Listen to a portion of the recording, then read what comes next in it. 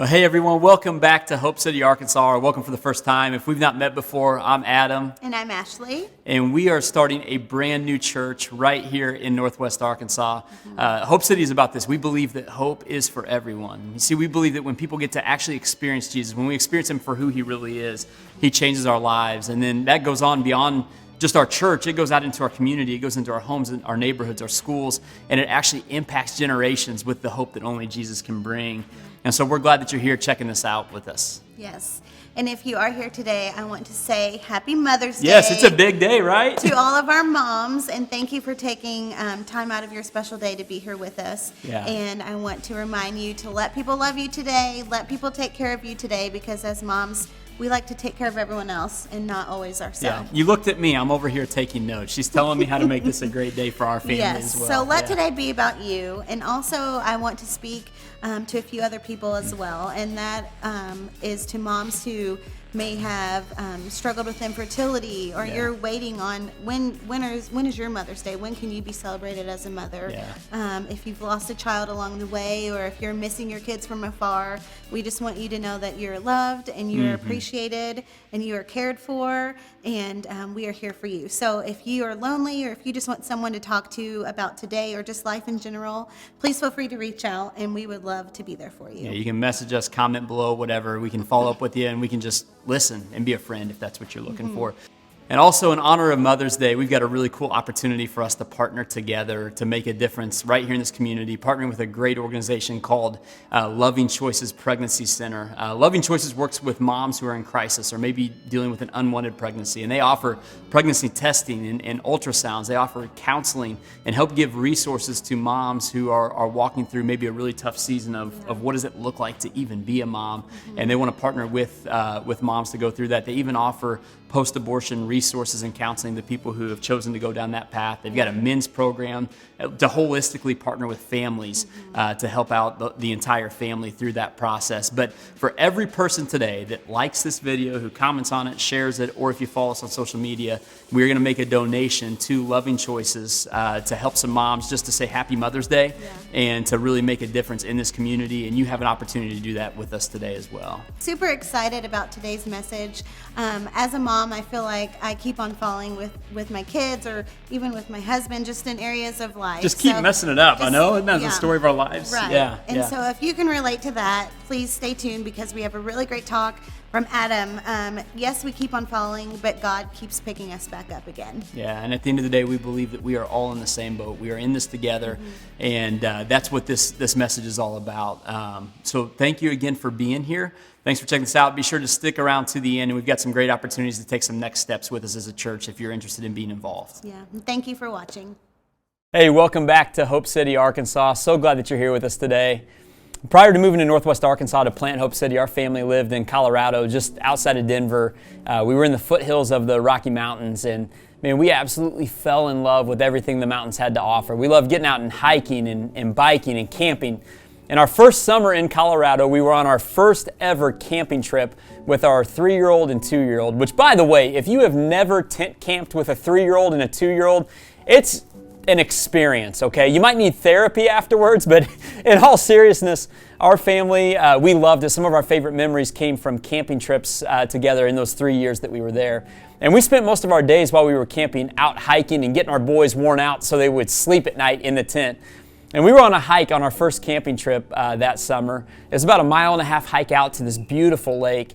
And we made it out to the lake, and I had to climb up to the top to see a little bit more. There was where the trail ended, there was a spot where you could scramble up about a 6-foot rock climb, and then you could go on up the hill and you could see the rest of the lake. And our boys, they were pretty adventurous as well. For a 3-year-old, our son, he basically trail ran the whole hike instead of hiking, and then he would boulder over all the rocks. And then our 2-year-old, he was in a backpack carrier on my back. So I'm like, man, they've got this. My wife, she thought better of it. She goes, you probably shouldn't go up there, but I'm going to let you go. I'm just going to wait down here and let you guys go do it. So we climbed up, made it to the top, got a beautiful picture of this lake. When you think of a lake in the mountains in Colorado, like, this is it. It's just absolutely beautiful. Now, we turned around from the top and started coming back down, and that's where the problem came in. See, we had to go off the trail in order to get to the top of this hill. And it sounds great, except we got lost coming back down. I came to a spot where my only option was a 15-foot climb down this rock face, this cliff, or to turn around and go back the way we came. And so as we stood there, I told my 3-year-old who was behind me holding my hand, I said, hey, Daddy's going to turn around and we're going to go back the way we came and we're going to try to find another way down. Well, as I turned, my foot slipped and I started falling. Yeah, down that 15-foot drop. I mean, you talk about worst case scenario as a dad. Now, I'll save you the suspense and let you know everybody was okay. My 3-year-old, I had just let go of his hand moments before I fell. My 2-year-old, he's strapped to my back and he made it down to the bottom without a scratch. And for me, it could have been a lot worse. I was cut up, I was bruised, I was bloody, covered in dirt. I sprained my ankle, but I could still walk. But we were all okay. Now, I'll tell you, the worst part about the whole experience, besides like the trauma of the fall itself, was how I felt about it afterwards. I mean, I just felt like a terrible dad. My job as my boys' dad was to protect them and provide for them, and I felt like I'd failed miserably. And I started playing out all these what-if scenarios. Do you ever do that? Play out like, what if this would have happened? Like, what if I hadn't let go of my 3-year-old's hand? You know, what if my 2-year-old had taken the brunt of the fall, or his arms or legs had gotten twisted or caught in the fall from the carrier? You know, what if we hadn't stopped, about 10 feet short of the lake? And what if we had gone into the lake that was deep in that section? Like, this could have ended a whole lot worse than it actually did. And the fact that nobody was hurt worse than they were is just a miracle.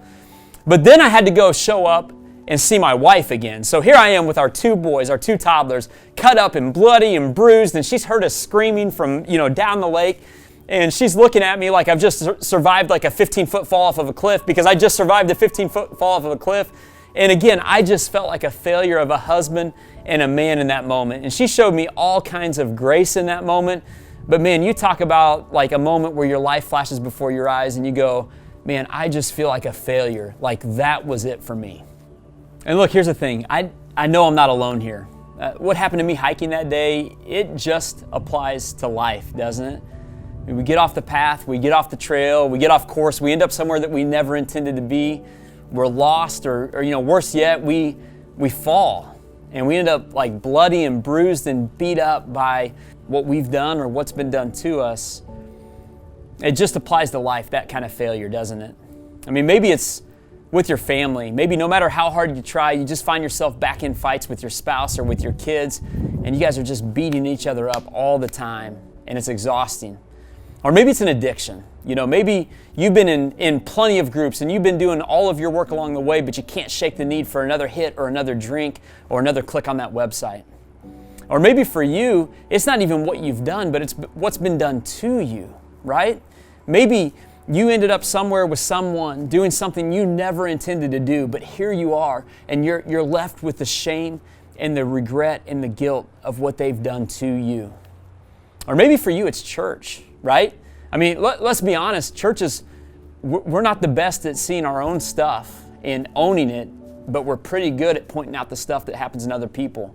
And so maybe you got to a point with church where you just got tired of faking it. You got tired of showing up and pretending to have it together when you felt so lost and disoriented. You were waiting for somebody just to help you up, and all it felt like was that they just beat you back down in the middle of that. We have all been in this point in life where we just feel like, man, I just got lost, I got disoriented, I got off track, I got off the trail, and I failed. And look, if that's you, I am so glad that you're here today, because what I want to take a look at is something that nobody taught me along the way in church growing up. It's something that had I known along the way, man, it may have helped me a ton in my failures. It absolutely transformed my life around what happens when I fail and how God views me in the middle of those failures. And so what I want to take a look at today is written by a guy named Paul. Now, if you don't know Paul, Paul is a figure in the New Testament, and he wrote, in fact, over half of what we know of the New Testament. Now, the New Testament tells the story of everything that happened in Jesus' life and everything that's happened since then. And so Paul, he would write these letters to these different towns and churches and people groups, and some of these churches Paul helped start. So when you hear about his story on the surface, you go, man, great guy, Paul is awesome. Well, what you may not know about Paul is that he actually made it his mission earlier in life to kill Christians and to destroy Christianity before he became one. So if you're somebody that does not like Christians, like Paul is your guy. You will get Paul and Paul will get you, and you all will get along real well. But Paul, he had a radical encounter with Jesus that absolutely transformed his life. But prior to encountering Jesus, Paul, he had fallen and he had failed hard. And so what we're going to take a look at today is something that I think Paul wrote out of that. We're going to take a look at a letter that Paul wrote to a group of people living in the city of Rome. And here's what Paul had to say to that group of people in Romans chapter 3, verses 23 and 24. For all have sinned and fall short of the glory of God, and all are justified freely by His grace. Now, if you've been around church for any amount of time, my guess is you've probably heard this before. And maybe it has been used against you to show you where you've messed up, because if Jesus has done work in your life and you've come to believe in Him, like you should have it all together now because you used to sin. Now, I want to define some terms for us here so that we're all on the same page, because I don't know what your experience looks like up to this point. First off, that word sin, it's an archery term. And what this term means is it means miss the mark. So if the bullseye is what God says is right and true and best for our lives, then sin is any time that we miss the mark, any time that we don't hit the bullseye. Now, the other thing about sin is that it isn't just a one-time action. It actually is a state of being. So sin, it looks something like this, that we've missed the mark. So we've ended up somewhere doing something with someone that we never intended to be with, or somewhere we never intended to be, and that failure has started to define every part of our lives from that point forward. Does that sound familiar? That's sin.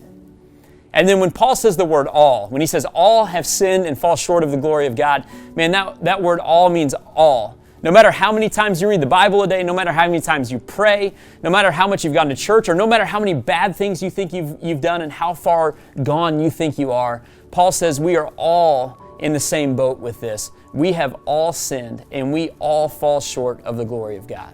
Now let me clarify something here. All also applies to pastors. So me too on this, myself included around this.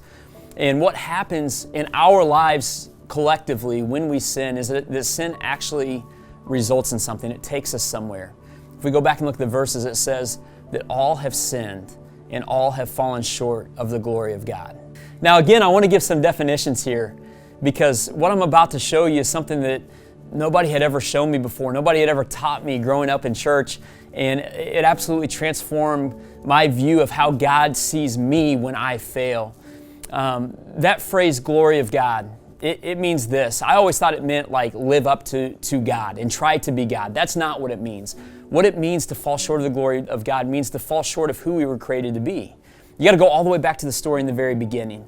God created us as humans to bear His image and likeness and to reveal His glory to the rest of creation. We were created to best reflect who God is and what He's like to the rest of creation.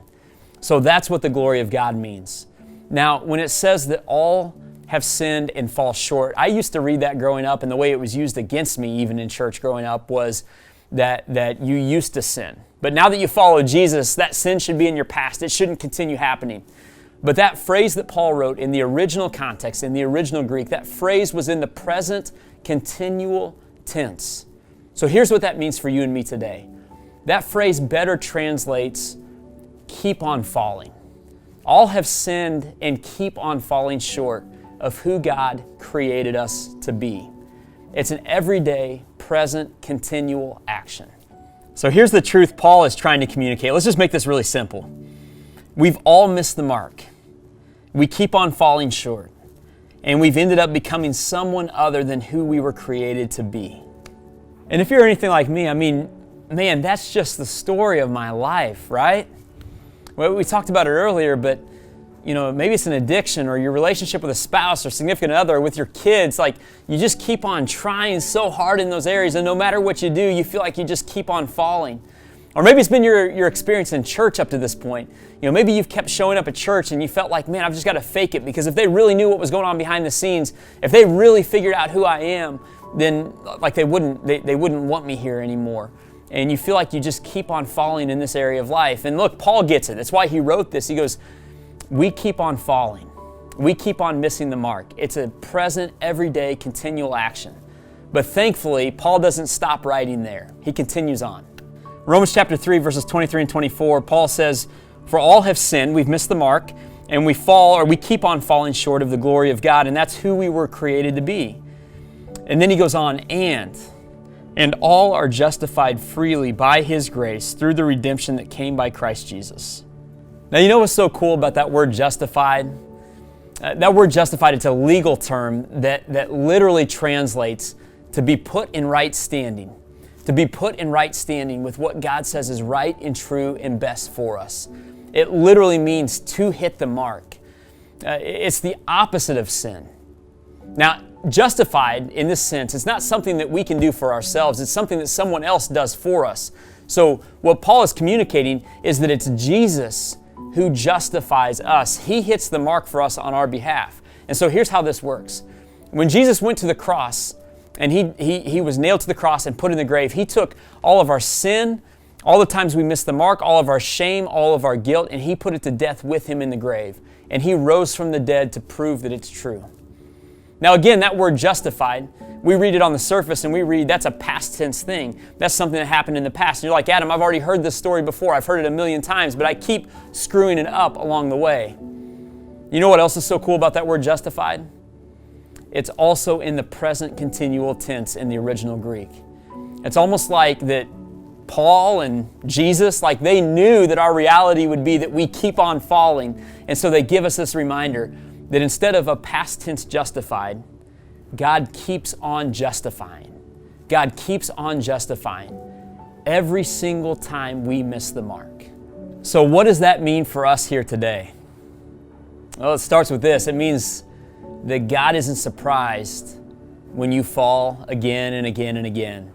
He's not standing there like an angry dad waiting to point His finger in your chest and go, "See, I told you so. I knew that you would mess up again." No, instead He's standing there and He's waiting to actively set you right with what's right and true and best about you. He's ready to actively hit the mark for you every time you mess it up.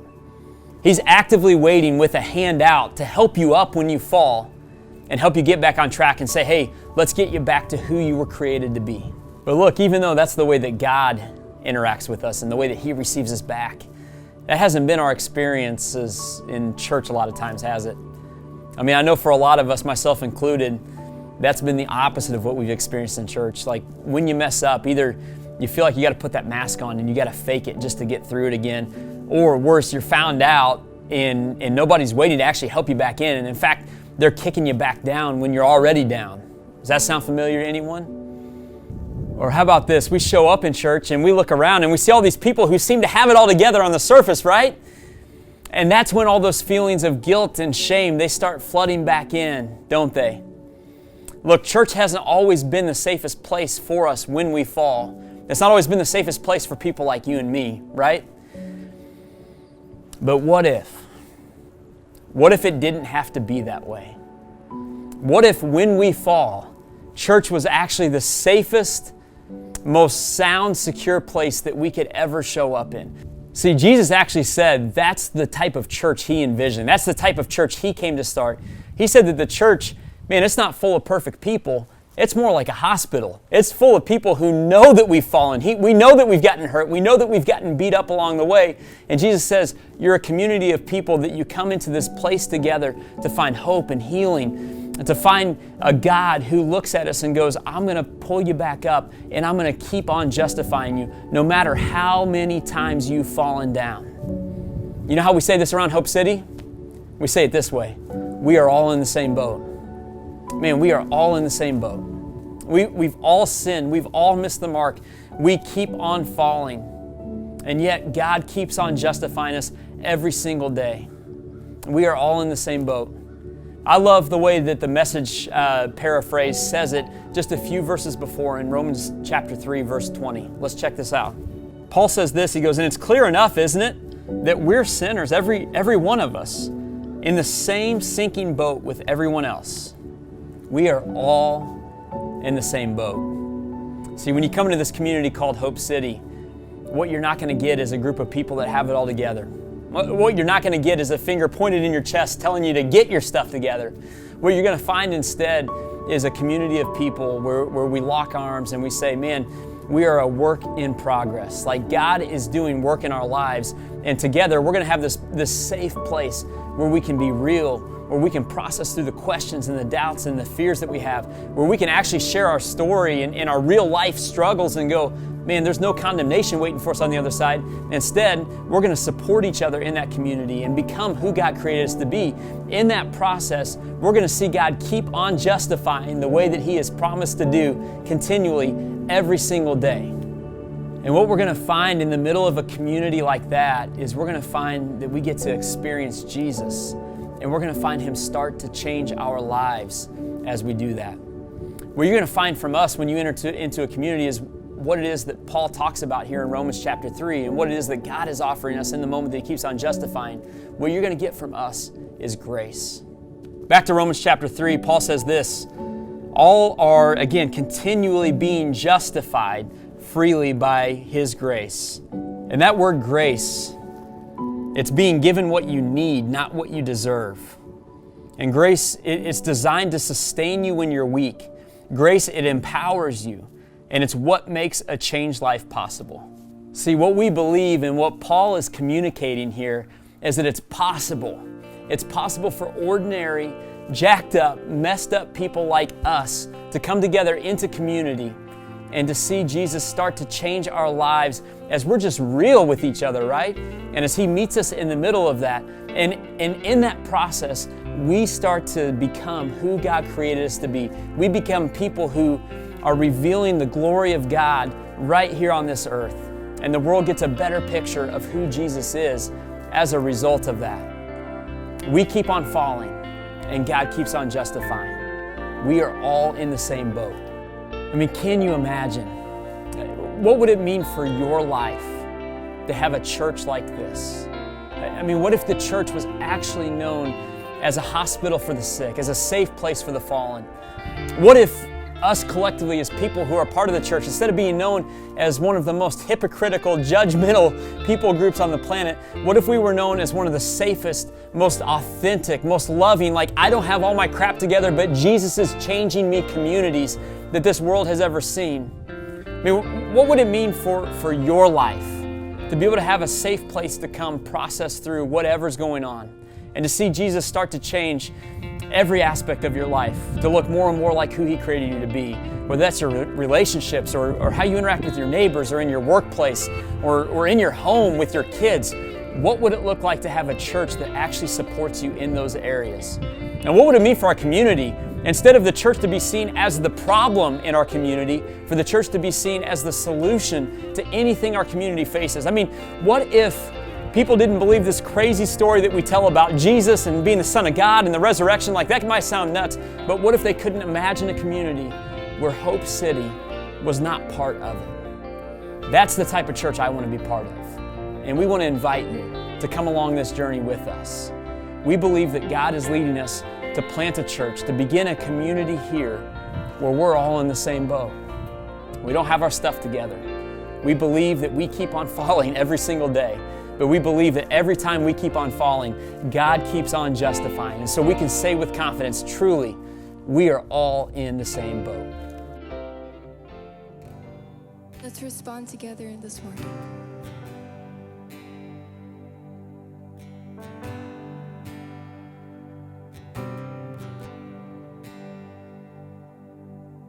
People come together, strangers, neighbors, our blood is one. Children of generations, of every nation, of kingdom come. Don't let your heart be troubled. Hold your head up high, don't fear no evil. Fix your eyes on this one truth. God is madly in love with you. Take courage, hold on, be strong. Remember where our help comes from.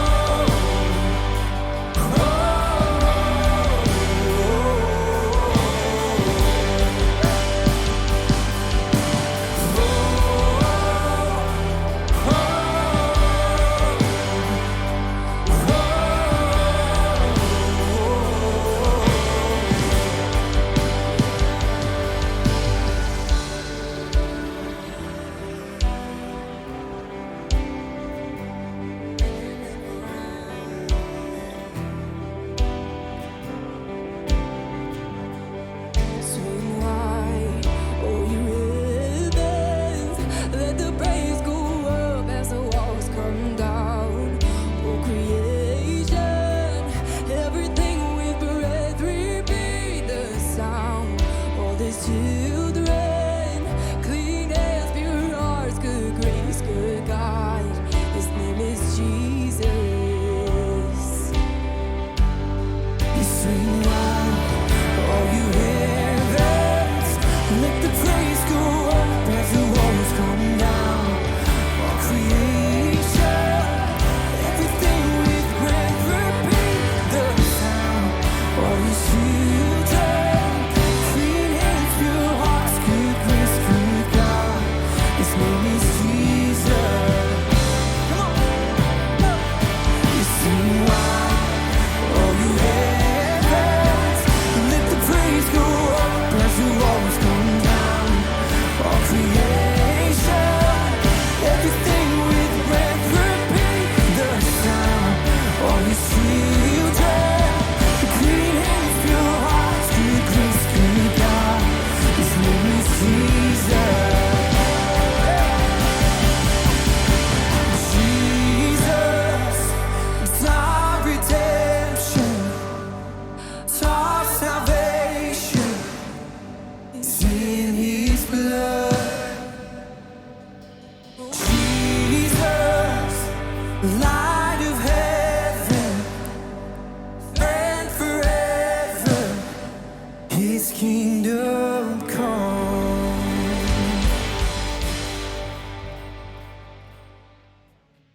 Thank you so much for joining us today, and we hope you were encouraged by Adam's message that when we fall, God is there to pick us back up again. Yeah, man, we keep on falling. God just keeps right on justifying us time after time after time. And I don't know if today connected with you at all. We would love to hear from you, so you could drop a comment below or message us, or maybe you even want to get involved with the work that we're doing here in Northwest Arkansas with helping start a brand new church to really bring hope to everyone in this region. We actually have a in-person gathering happening in Bentonville this coming Sunday, a week from today. So you can message us for all the details, or you can check out our Facebook page, our Instagram, and you can get all those details there. But we'd love for you to jump in person if that's something that you would like to do. And again, it's Mother's Day. Yes. Happy Mother's Day, Ash. Thank you. Yeah. Happy Mother's Day. And just a reminder, we're super excited about Loving Choices. If you didn't get to hear at the beginning, Yes. please be sure to interact with this video, like, comment, share, and we will be making a donation to a really great organization and cause here in Northwest Arkansas, Loving Choices. Yes. So thanks again for being here with us. We will see you online next month or in person next week up in Bentonville. We love you guys. Happy Mother's Day.